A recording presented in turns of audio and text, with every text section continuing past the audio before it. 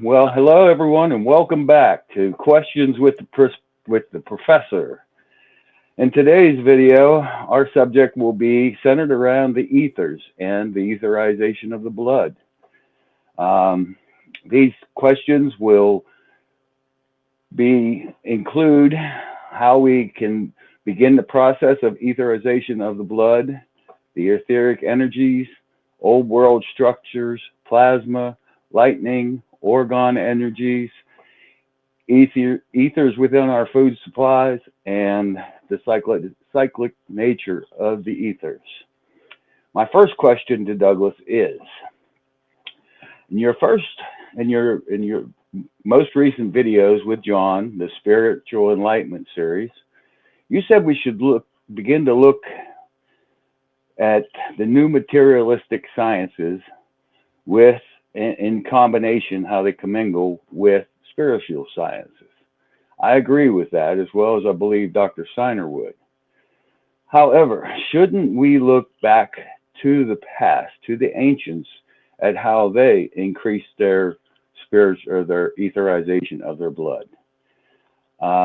In references to this would be how they built their buildings, their churches, their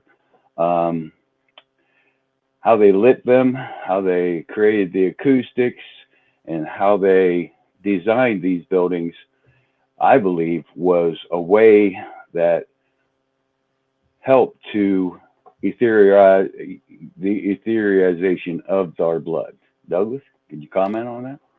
Oh, those are really excellent points, especially to string them together like that, because the bottom line is the Egyptian pyramids, the Egyptian temples were all built upon the human body. Same thing with the Gothic cathedrals, and same thing with anything unless it's reflecting the celestial sky. For instance, Angkor Wat. Angkor Wat was built upon the exact reflection of Polaris and Draco, the constellation Draco, projected onto the Earth. The constellation of Orion projects onto the pyramids of Egypt, and each star in Orion, there's a pyramid at that exact spot on the Earth. And so when even, for instance, as we have talked about these ancient buildings that were built in the past, who built them? We don't even know who they were. All the way back to ancient India, when they were in Greek times, they were called the Dionysian artificers. In other words, they are the people who, as a religious worship, built these temples as a reflection of the human body. And Rudolf Steiner goes into this, showing that as time evolves, architecture got more complicated because it started using different parts of the body. For instance, the Gothic cathedrals are based upon the crystallization of the bones of the calcium in the femur bone in the human body. The Roman arch is based upon basically the pelvic bone reaching between the two hips. And so you can literally, these people who built these things were in trance, and they built them because they still had natural clairvoyance, and they were bringing the celestial, the divine, down to earth. And so when we see some of these buildings, we knocked down so many buildings from the past that we can't replicate.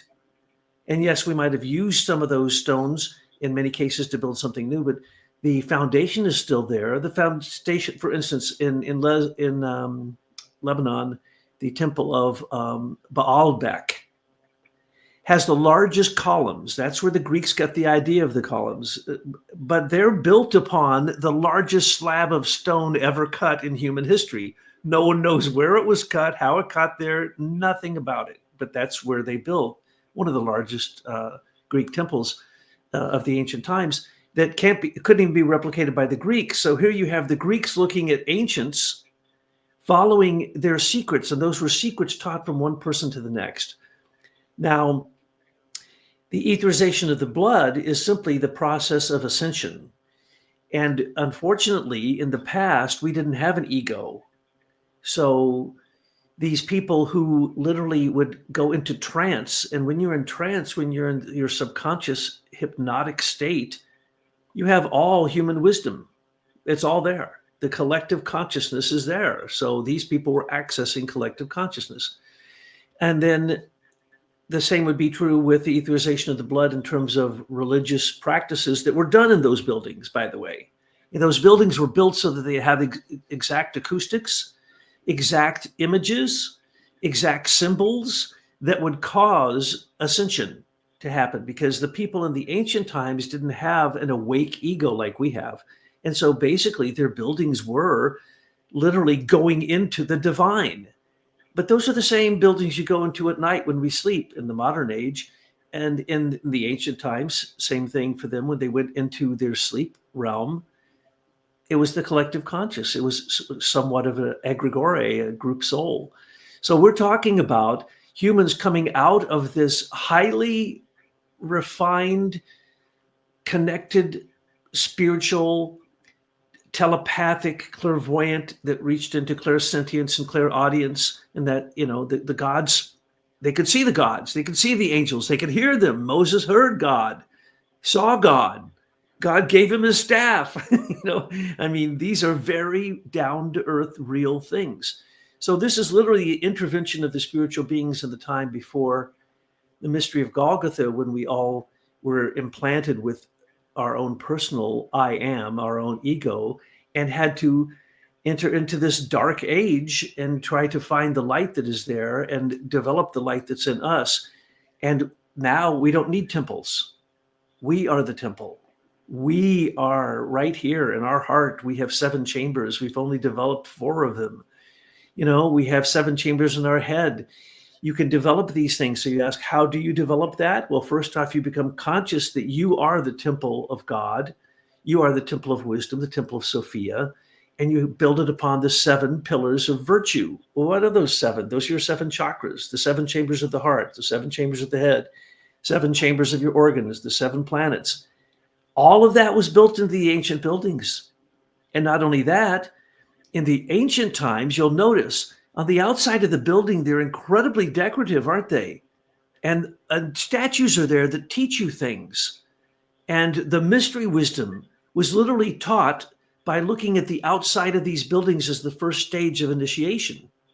Then you got to go inside and see the second stage, which was where the art and the music. And the outside, they're basically, they would enact plays. They would enact dramas. That's the reason that there were so many theaters built for Dionysus in the time of the Greeks, for them to go through catharsis through watching plays on stage. Well, the further back you go, those are more sacred. And even Kathak, the dance of the ancient Indians, the oldest dance that I know of, that is spelling out the creation myths in rhythm, in music, in dance. And so all of this stuff is directly imprinted in the human body. And so when they start looking for aliens as the answer to these things, you just go, yeah, if you knew a human being 3,000 years ago, you would probably think they were an alien. So, or if you were inspired by an angel or an archangel, well, then you're kind of a divine alien, aren't you? And so a lot of these things are really connected. I'm so glad that you asked that question and made that insightful remark in the way that you did. Wouldn't you say that those could still be used in our world today, doing things the same way? It wouldn't help increase our ability to etherize our blood? Because I know that when I used to go to the churches and sing, that you would get this feeling, and and I assume that was, they say it, getting the Holy Spirit, but wouldn't that be the same as the etherization of your blood? Absolutely. Anytime that you are taking your moral force of love from your heart, sending it up to your brain and becoming conscious of it, and then the brain, does that whole process that we've described in the books and stuff, and then it comes back to the heart and starts this process, right? Okay, they build little shelters now. I know my friend builds these shelters, and when you go in them, they're tuned to the exact frequency of Om. And when you're in it and you meditate, it amplifies your meditation. It's shocking. I didn't believe it till I got in one of these little buildings, and it's built like an omphalos. Outside of every Greek temple was an omphalos. Sometimes they'll make them look like a pine cone, and then they'll say the pine cone and the omphalos is the pineal gland. Well, yes, true. That's what this building looks like. It looks like a meteorite, right? That usually they're very well. It just depends. Meteorites are quite different, but the point is, this is built as Pythagoras said. Every building should be built upon a major note. And a Pythagorean, as he told his followers, if they went through his mystery initiation school and learned the mathematics of the golden mean, which is imprinted into the human body, your hand, all the proportions of everything in your hand, your arm to your hand, all of it. It's all the golden mean, right? It's all Fibonacci series. And so are most plants, especially their seed pods and such. So anything that really is filled with life is filled with this mathematics that Pythagoras said was the music of the spheres. And yes, we have taken the 7 modalities of Greek music and tuned them on a cantala and matched them to the music of the time, and then literally went into the space of that particular planet. Each of the 7 modalities are for a planet. And when you play them, because the intervals are all different, and it's really very, very hard to do this, but it's all math. I had engineers who worked with me when we did this. And then you play them and you go into another type of condition in consciousness. So music coming from the planets is helping us create our consciousness. And then that sounds in our organs and the surface of our organs. It sounds in our heart, the 7 chambers of the heart. It sounds in the 7 chambers of the head. And when those 3 cohere, bingo, you have higher consciousness. Same thing with architecture. Pythagoras said that he could walk up to any building that was truly built on the old principles, strike the opposite the note, the counterpoint note, and the building would collapse. And as we heard, the Hebrews had their shofars, their fantastic horns, and as well as their goat horns. And, they'd march around the city a number of times, blow the shofar, and the walls crumbled. These aren't. Well, I think I'm looking for here is, a lot of your talks, it almost seems like it's really difficult to become spiritualized or to begin an initiation. And I'm looking for a way that people can relate to this just by saying, okay, well, I'm going to sit in my room and I'm going to get this room set so when I pray or when I sing or whatever, they'll be able to feel that they're beginning a portion of the initiation right there. I want them to say that it's not that hard to do. And that's kind of where I was going with that. So pretty good explanation there. You're absolutely right. In all the spiritual religions across the world, what do they say? You need a candle, because why? A flame is a plasma, right? You're going to talk about plasmas, I think, today. And then you need a bell. And what are the bell? The Tibetan bells have the 7 metals in them, and you ring them to bring in the music of the spheres, the 7 planets. So if you get yourself practically any real bell made by Tibetans, it's got the 7 metals plus meteorite plus antimony in it usually. And then you have incense. You have to have a smell. So you're stimulating all your senses. You're hearing, you're seeing. You're going to have something to look at that's a symbol to you. For the Tibetans, it'd be a mandala. And when they look at a mandala, it's extremely complicated what it means. So don't go into theirs because you don't probably know what it means. But if you do, that's a good thing. But, I love the picture of the Sacred Heart of Jesus, the Sacred Heart of Jesus and Mary. That's what I used to look at, in front of my altar, doing all kinds of practices, but mostly Christian, of course. And then if you're smart, you're going to get some negative ions. Now, remember, when you say negative, you mean positive with ions. So really good ions going, well, you can get that from flowing water. So even if you turn on the tap water and you hear the water, okay, and that creates negative ions. But you can get a little negative ion machine. You can get fountains, whatever you want. So in all the Tibetan offerings, you have to have water given up as a as an offering in an offering bowl. So you have your little bowl.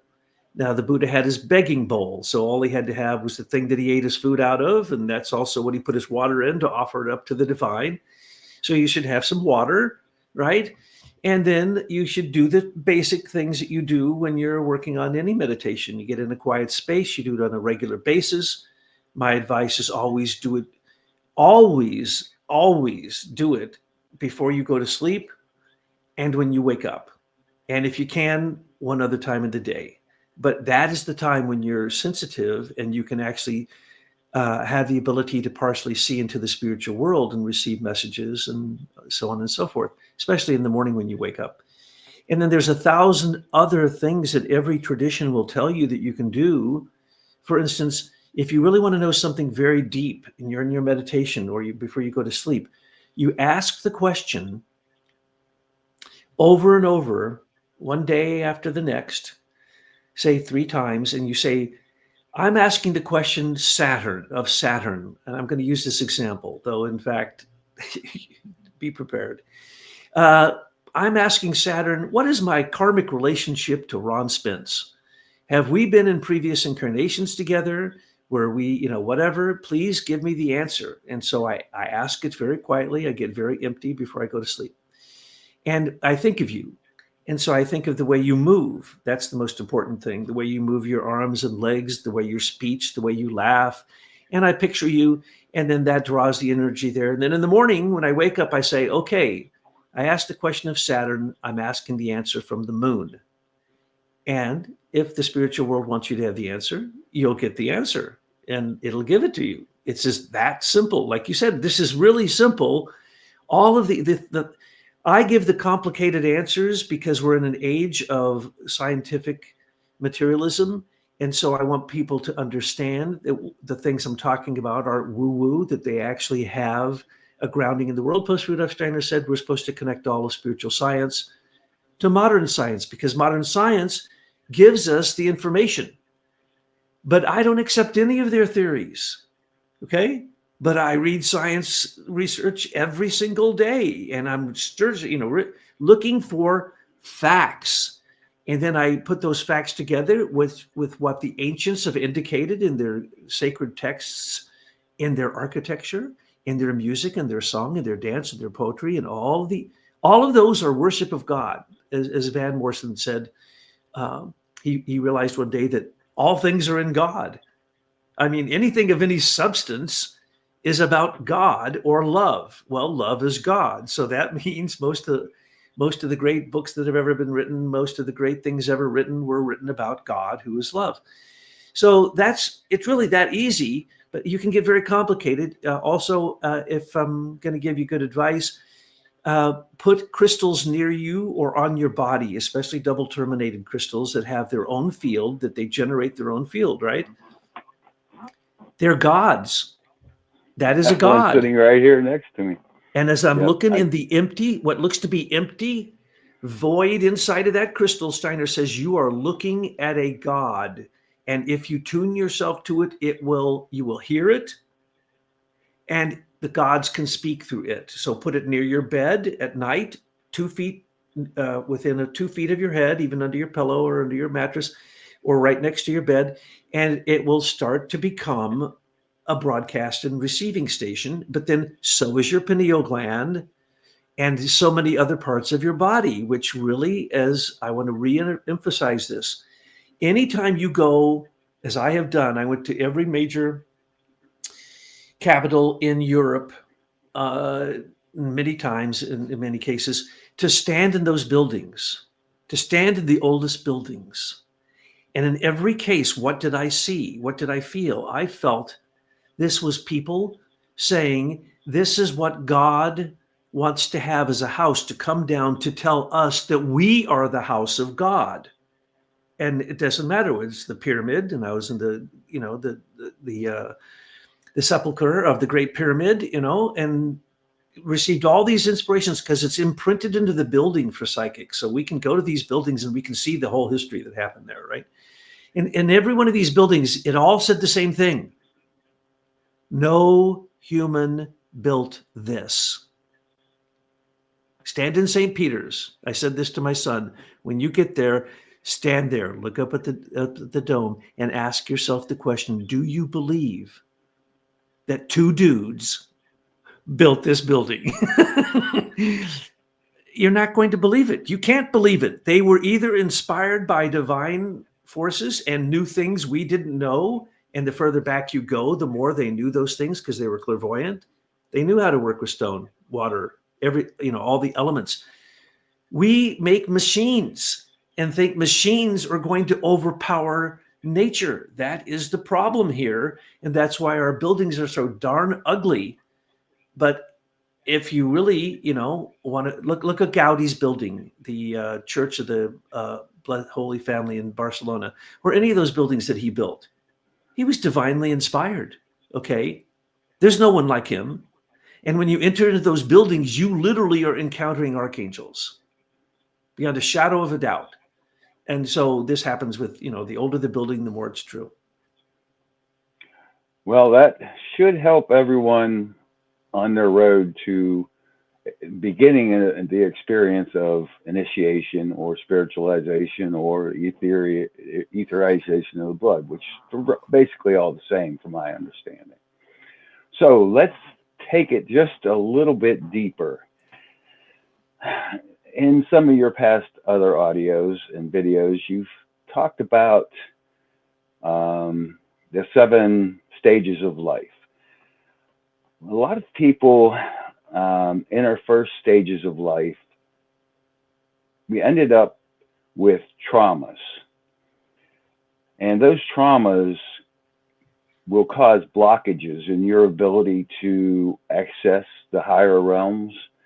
What would be a good way to either come to terms with those blockages or release those blockages that sometimes always, come up when you're trying to focus on meditation or you're focusing on, trying to become an initiate? Do you have any comments on how they could do that? Yes, and I like that you started off with referencing Steiner's form of enlightenment, which is preparation, enlightenment, and then initiation. And I heard that in what you were saying, and you're very aware of that. So preparation is just morality, doing your prayers, doing a meditation every night.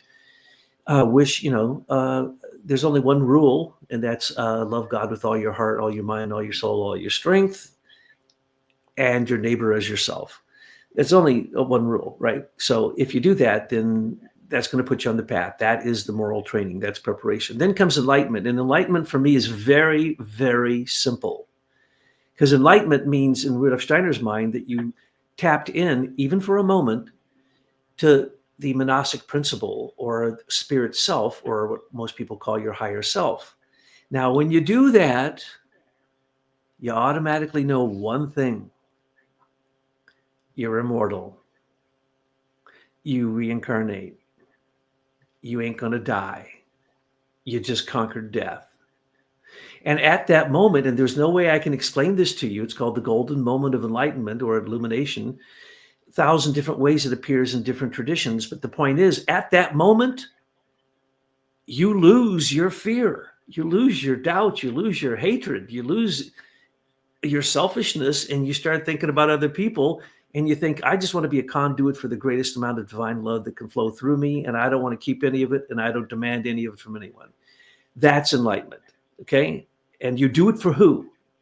You become enlightened, not for you, for the sake of all sentient beings. Christ did it for the sake of everyone. He didn't do it for himself or one person or just the person who says that they believe in a certain way. No, he did it for every person.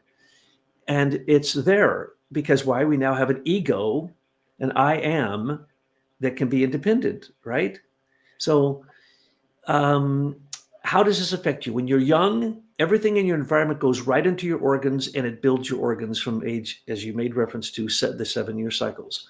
So from birth to 7, you have part of your inherited body from your parents, and you're trying to get rid of that, and you're replacing it with your own.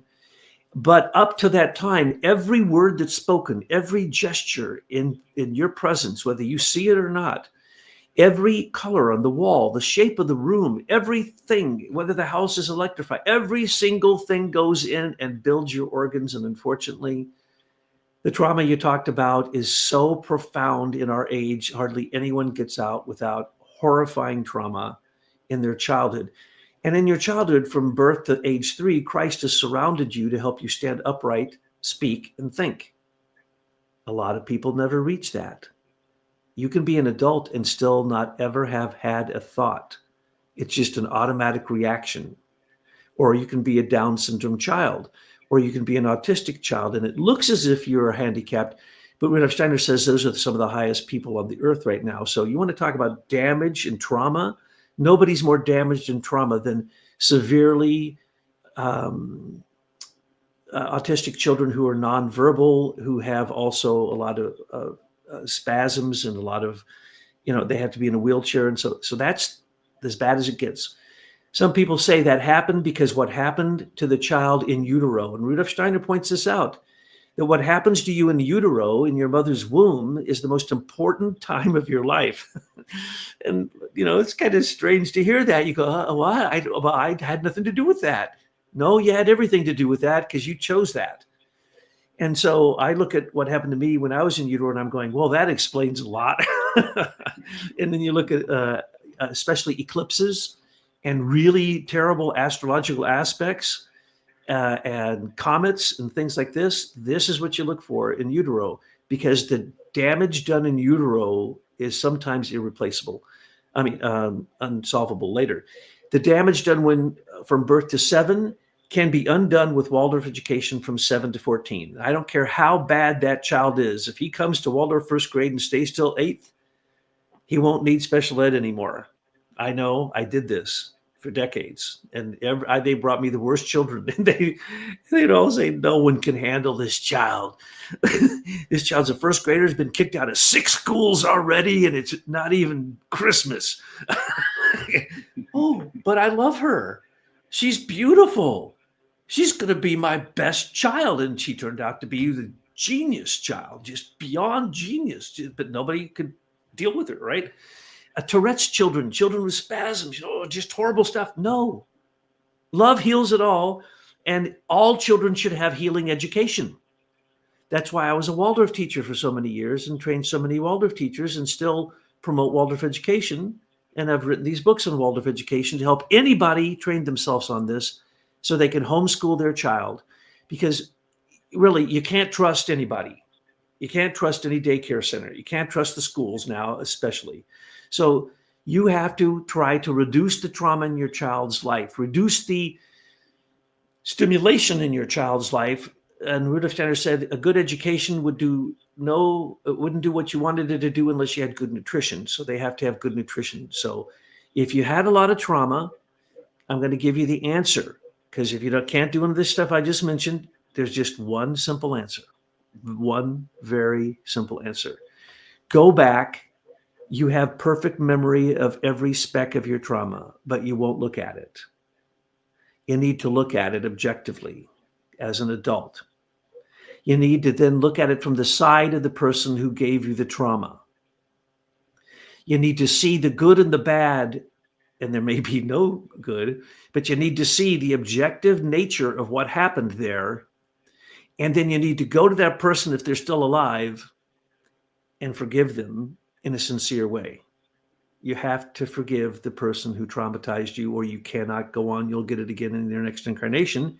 And don't think for 1 minute that they did it to you because of some bad karma in the past. No, it may be karma for the future.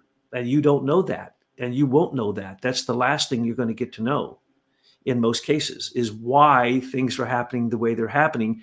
But if you follow the patterns, what you actually see, your destiny pattern, is a spiritual being. And then you start to communicate with that being. And if you get really friendly with that being will help you understand all kinds of things because the being then understands, I'm talking about an archangel and an archive, they understand that what they're going to tell you about past times isn't going to hurt you now. Because if you knew who you were in the past, it'd probably mess you up now because you try to repeat it or do the opposite. No, don't worry. Your challenges will come to you without any effort whatsoever. You don't have to go looking for no challenge, no bad karma. It will chase you down like a hunting dog. So you just have to accept it. So every single thing happening in your life, you have to look at objectively, and you don't have to accept it, but you have to understand it. And if it's bad people, then, for instance, let's take all the very bad people in government right now that we're finding out are fraudsters, didn't do a day of work, stole billions of dollars, and so on and so forth. Well, okay, let's analyze that. Why did they do that? Because they asked demons to come into them. Demons of greed, demons of lust, demons of jealousy, demons of desire for power. So literally these are demon-possessed people who at this point may not even have a choice anymore because their religion has become what they do, and what they do is evil. So they don't even know the difference. But did they choose that? Yes, they did. Are you going to help them? No, you can't help them. But what can you do? You can pray that they awaken. And that's really the secret there. Forgiveness is the secret to digesting trauma. You can never get rid of it, but a shattered, broken heart vessel makes it bigger each time it breaks. Well, that was a very good answer, and I can almost concur. Though I wasn't involved with Steiner, I did a lot of volunteering in Boy Scouts and Cub Scouts and soccer. And it was noted that I had a talent for the special children. So it ended up coming around to me where there was any special children that were wanting to play the soccer or scouts, sorry, that they would send me their special children, and it was love, attention, and care. That's all it took to get them to come out of their shell, and it was an amazing experience. I was so glad for it. And if I wish I'd known more about Waldorf teaching then, then I could probably even done better. But okay, so that was a great answer, and let's go one more step in this process. And we actually did say something about plasma, and I really was curious about the cyclic nature of the ethers, how it comes from the sun, comes to the planet absorbs it, the plants suck that ether up out of the earth, which brings the fruit up, and then the fruit comes to us, or the vegetable or whatever comes to us, and then it seems to me like there's a stop. We're not returning that ether back to where it should be coming from. And that leads us right into the issues of the plasma balls that are coming down. We have an imbalance because all of these good ethers are coming down and flowing into what they're supposed to, but we're not returning those ethers. We're keeping them stuck here on the earth, and they're actually causing the damage that we're seeing in the earth now, the unrest in our skies, the unrest in our planet, the earthquakes, volcanoes, and of course the plasma balls that are coming down here trying to right this thing. My thoughts on this is we have to start returning that ether back to where it comes from to complete the cycle. Am I anywhere close in that assumption? I think that's absolutely true, especially with both the human and the cosmic dimension of that. Absolutely. I mean, let's just take, for instance, the human heart. First off, we're given everything from the sun. Warmth, the ethers are warmth and light, which are levity, and sound and life, which are gravity. One goes up, one goes down. But they intermix all the time. And there's the intermixing, and first off, it came from one ether called Akasha, which no one understands. And it's very, very complicated to explain. Let's just call it sacred divine space. It was like, claiming divine space. Okay, so Akasha's there. It's the mother. It created the other four ethers. They're all doing this all the time, and they're going like this. They're like the heart, right? They're constantly interacting. So warmth and light chemical action, which is called sound ether, and life, which the anti-light ether is electrostatic energy. The anti-sound ether is electromagnetic energy, all man-made, the lower ones. And the other one is electrogravitational energy, which they have, but they haven't told anybody about yet. So there's negative ethers that fall down into subnature, and then there's the good ethers that, yes, return right back to where they came from, because that's where all of our life came from. Our life came from the sun. But there's also two other ethers. I'm not going to get into too many details. I have to make this generalized or else it'll really confuse people. There's two other ethers that come from the sun that don't even make it down here. They make it to the outer magnetosphere of the Earth and then to the atmosphere of the Earth. And those two ethers, called the tree of life, give us our oxygen and our water and give us our biological life. And right now we're messing up the atmosphere and we're messing up the magnetosphere and we're messing up all those spheres out there. I could get into the details, but it's a little much. But we're messing it up in ways you can't even believe, as experimentations to see if we can destroy it. Because if we can destroy it, then scientists think they understand it. That's the way they do it. It's called analyzing. Ana means to kill. So they kill it, then they understand it. So we're talking about ozone, we're talking about plasma, plasmoids, we're talking about complex dusty plasmoids, which actually can have fusion energy inside of them, 10,000 degrees inside of a ball of a substance that doesn't even exist as far as the scientists are concerned. Because it's the most important thing to remember that in the human body, there's only certain types of plasma that they still have yet to understand. The human heart is you know how they try to create a sun on the earth through fusion energy, through they're magnetohydrodynamic generators that use plasma containment so that they can create millions of degrees of plasma activity that then they use to create energy. Okay, now this is the number 2 project in the whole world. The more money is being spent on this than anything else except CERN, which is a complete fraud, by the way. And this one is a complete fraud. What are they trying to do? They want a sun on the earth. There's a sun on the earth. It's right here. It's called your human heart.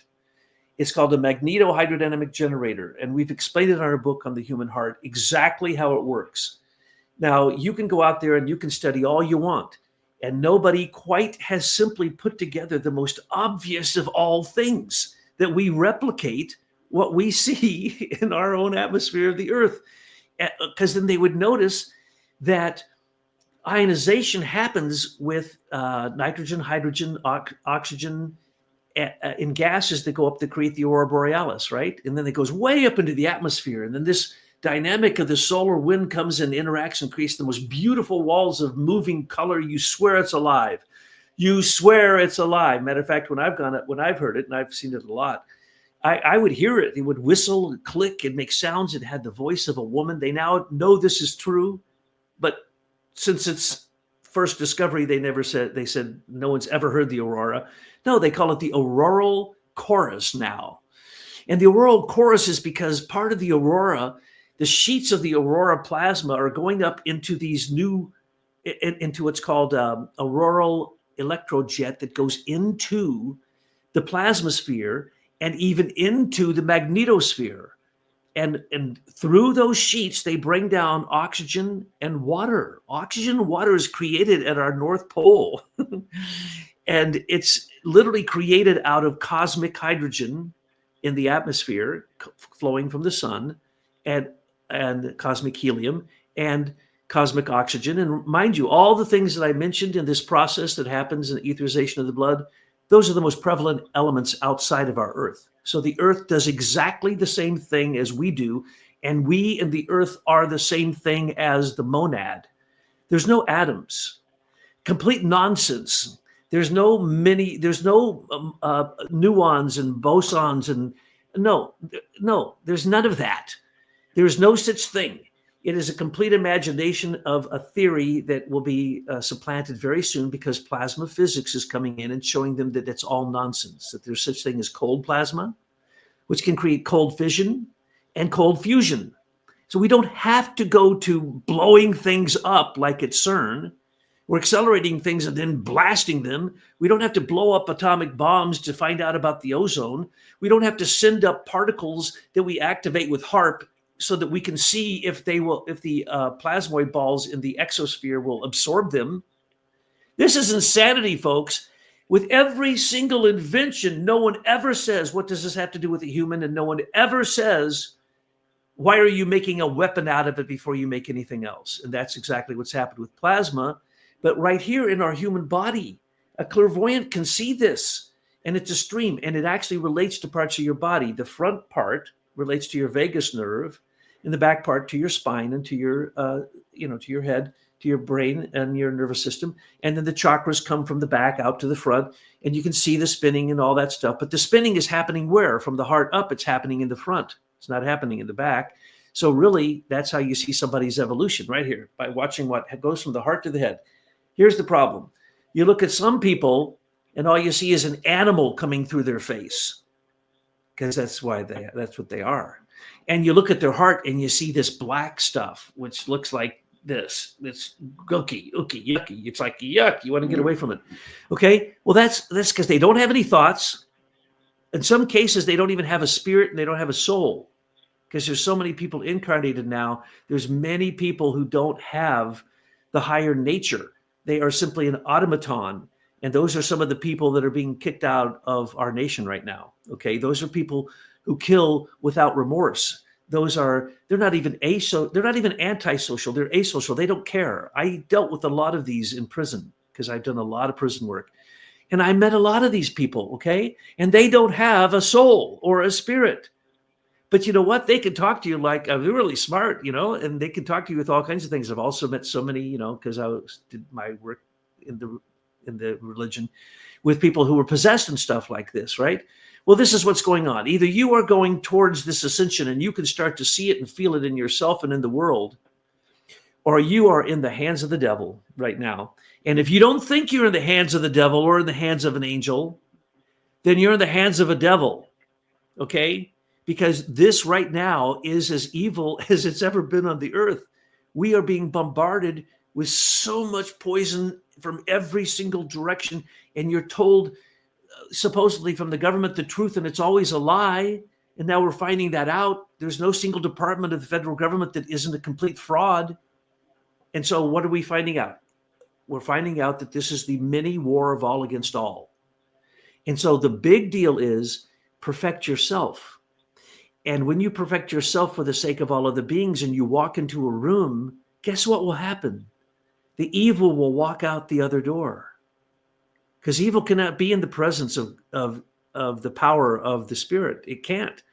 That's the reason that, possessed animals or possessed people would go crazy when Christ would come around, because they can't be in his presence, right? Because they want to keep that body of that person and make that person unconscious. But if you become conscious, and you look at plasma, it will open your mind up as much as the telepathy tapes opened your mind up if you didn't believe in telepathy. If you look at plasma, you will say, oh my heavens, there's intelligent design to the universe, and it's being replicated in our body. We are the microcosm of the macrocosm. Well, you did a great job at answering a question I hadn't asked yet. And what I was going to ask in that nature was, if they were to look inside the human body, understand the human body, they would be able to understand the universe. Is that a correct assumption? Absolutely. There's only one thing Rudolf Steiner said that is not in the human body that's in the universe or the cosmos, and that's comets. And then later he said, well, except for when a woman's pregnant, because a baby comes out of nowhere just like a comet, comes right up to the heart just like a comet to the sun. No one can explain any of it. I mean, a baby has stem cells. They're immortal. Epithelial stem cells. They have, the first thing that happens in the body is the blood is created. And what's in the blood? There's the plasma of the blood. Now, that's not the same thing as electric kind of plasma, but it is kind of. And I just found this out 2 days ago, because they only found it out literally a couple months ago, that there is in certain types of white blood cells. I could give you the name. They're going to be in the article I'm going to put out on this soon. But inside that white blood cell, or excuse me, let's go back to inside of the plasma cell, which does have a nucleus. Red blood cells don't have a nucleus, white blood and plasma do. Plasma can stay in your body for a long time. The other two, your red blood cells leave after a couple of months. They don't have a nucleus. They die. They leave your body, right? Some of these plasma blood cells were with you in your mother's womb, and they will be with you until you die. And now they call them the alarm system of the immune system of the human body, because somehow, though there's not a lot of them, and they have a special name called long-lived memory plasma cells, and they're in your blood system, and they're looking around. And whenever there's a problem of some pathogen, some evil poison coming into your body, they're the first ones that send out white blood cells. They tell them to go, and the white blood cells carry hydrogen peroxide. Now, if you drink hydrogen peroxide over 9%, it'll kill you. I used to drink it all the time at 3%, and it was horrifying. But it can stop. Matter of fact, it says right on the bottle, it'll stop coronaviruses, rhinoviruses, and most viruses. When on a bacteria, you cut yourself, you put hydrogen peroxide, right? You're not supposed to eat it much or drink it, but these long-lived memory plasma cells send out a white blood cell that has a little bit of hydrogen peroxide so closed up in that little plasma ball of the white blood cell, which I'm headed towards the belief that white blood cells, especially the way they're created, may be something directly connected to plasma, because I think that's what plasma does in our atmosphere. It goes in, it's like an immune cell, a white blood cell goes out, gets the bad thing, swallows it, and gets rid of it all on its own. No consciousness, as it were, just as a reaction. So when hydrogen peroxide is released on a very bad bacteria, it kills it instantaneously, but it creates ozone in the body. So I just discovered this, and I've only discovered it in a few really recent research papers. And so it's coming out. You'll be seeing it on the internet, saying these special plasma cells can actually stay with you your whole life. Haven't we all been told the only thing stays with our life is our second teeth, and everything else in 7 years is all gone? No, not your white blood cells and not your plasma cells in your blood. Okay, so this is a friggin' miracle, Ron. This is a miracle. And what do they do it with? Enzymes. You know that an enzyme is eternal as long as it stays in a biological condition. So if you don't believe you're eternal, just imagine that. You got enzymes that you can't see in your body that do so many things. They live forever as long as they're in a biological condition. So if they extracted the enzymes from your body and put it in another body, they'd go on forever. Okay? 1 trillion reactions per second it can create. So an enzyme, as we've always pointed out, anytime they come up with a new healing thing, what is it? It's an enzyme or an amino acid that's already in the body. We pointed this out with the heart sac, with the sac of the heart has now amino acids and enzymes they found that can heal the heart. Well, they said you can't heal a heart. So all they have to do is stop going to machines and start looking at the human body, and they'd find out answers to these questions, right? So this is literally in the human body, the heart and the head and your chi below your belly button, where martial art energy comes from, all create, well, the one at the bottom creates fission, cold fusion here, and kind of a mix between them in your head, kind of a perfection of the two, without exploding. Now, the biggest amount of money, as I said, is spent on creating a sun on the earth, which is really stupid. They'll never be able to do that. Now, the Chinese just said they had 1,000 seconds of a fusion reaction they were able to contain with a magnetohydrodynamic generator and these things that they build around them, a torus shield around them. Yeah, well, good luck doing anything with that. But in your heart, it creates direct current. And so when they talk about electricity or electromagnetism in their heart, anyone who says that doesn't have a clue what they're talking about. Bioelectric energy is more like piezoelectric energy. created by silica, naturally negative ions. As I said, keep a crystal in your environment, creates negative ions. That's, in other words, if you touch both ends of that crystal, you literally get a piezoelectric charge, and that's what your pineal gland does with your pituitary in the third ventricle of your brain. But anyway, what they're trying to do here is look outside of ourselves so that they can be God. They want to create the particle that happened at the moment of the Big Bang. There was no Big Bang. That's stupid.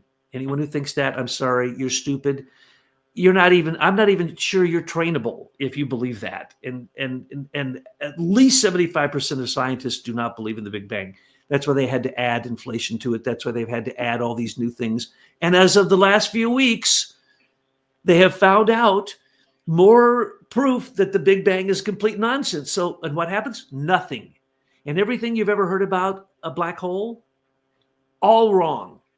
All wrong now, because plasma is demonstrating through electromagnetic principles, but there could be no magnetism without electricity. So these are electric principles. And Rudolf Steiner said, and in our book on the ethers, it clearly says, I was just reading it and refreshing this.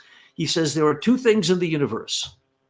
There's the etheric formative forces that cause everything to metamorphose into form and life. And there's the polar opposite, electricity. So there's plasma outside of our atmosphere, and there's the etheric formative forces down here. But two of the etheric formative forces don't come down here. The atmosphere filters them. And because they filter them, they create ozone out of light.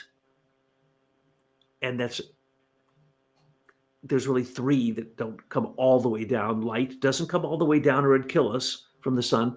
It hits ozone. And when the light of the sun hits certain atmospheric particles, it creates ozone. Without that, we'd all die. And then the oxygen and then biological life comes from the atmosphere and the outside of in the exosphere, the magnetosphere, the plasmosphere, we have the creation of oxygen and water. So this process of the descent of spirit down into matter, into a place where 1%, we have 1%, wait, actually a lot less than that. 1/100th of 1% is atomic, according to what the scientists would say. What they call atomic, that only happens down on planets that have atmospheres. They don't happen anywhere else. And when they do, even with all the planetoids we know are out there, those aren't plasma. Plasma doesn't come into matter. Plasma passes through matter.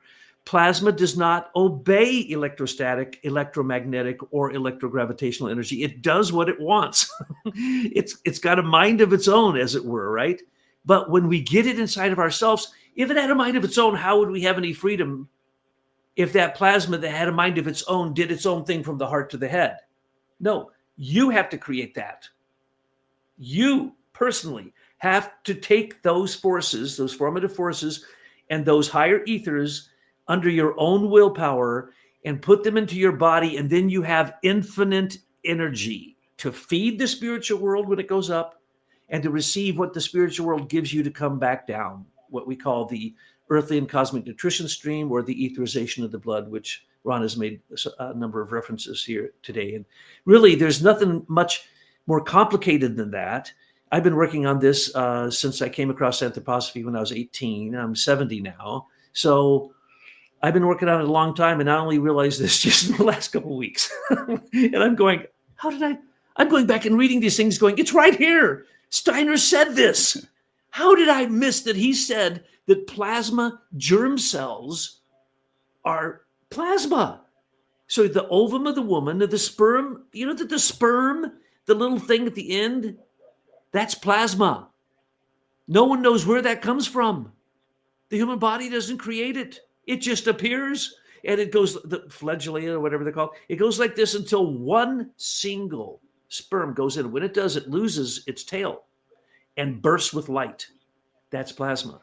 So answer your question, there's a number of places I found, and I'm not done yet. I have to find out every single place that any interaction of electricity and the formative, etheric formative forces happen, that I find out what those substances are and and where they're in the human body. Because I know they're in the human body because Rudolf Steiner pointed out, if it's out there, it's in here.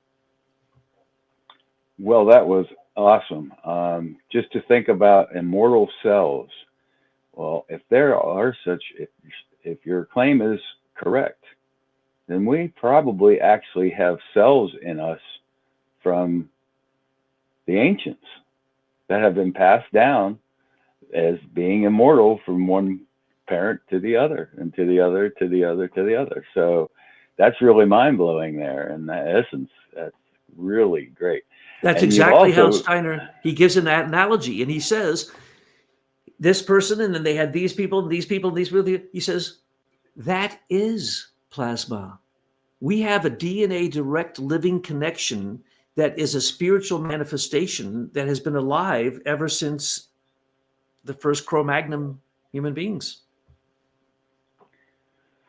wow, that's awesome. And, that actually cycled right back to our cosmic nutrition stream of feeding the sun, because we're not a separate entity. We are in a universe that is just like our bodies. It goes back and forth and interacts and becomes, and so now we're seeing that that unrest in the body, in our planet right now, because of the energies going the wrong direction. And same thing happens in your own body when you do things that are evil or that aren't in service of the higher beings. So I guess, like, if you can visualize the ether as lightning, because when we see the lightning, it not always comes from the sky. As a matter of fact, it usually comes up from the earth. Well, that would actually probably be the same thing if we were all praying and doing good deeds. It wouldn't be a strike of lightning, but it would still be a flow coming from the top of the head to the rest of our universe. And that's kind of why I think Steiner had said that as long as there's people here on the planet that are still passing the good information, the 48 or so are still passing that information back up, our ethers back up to the God, to the sons, that is where we can calm things down and start equalizing the chaos that's going on in our planet. And I think maybe with things that are starting to transpire now, we may be in for a little bit of a rough road, but I think it will turn out good enough for us in this lifetime anyway. I mean, we still all know that what the end comes, it will come at one time, but I will toss it back to you for the last words and to close. We didn't get near where I wanted to go today, and maybe we'll have to do a part 2 or part 3 to get to all these questions, but it's been great. Douglas, you want to close us out? As many parts as you want, Ron. You All have righty.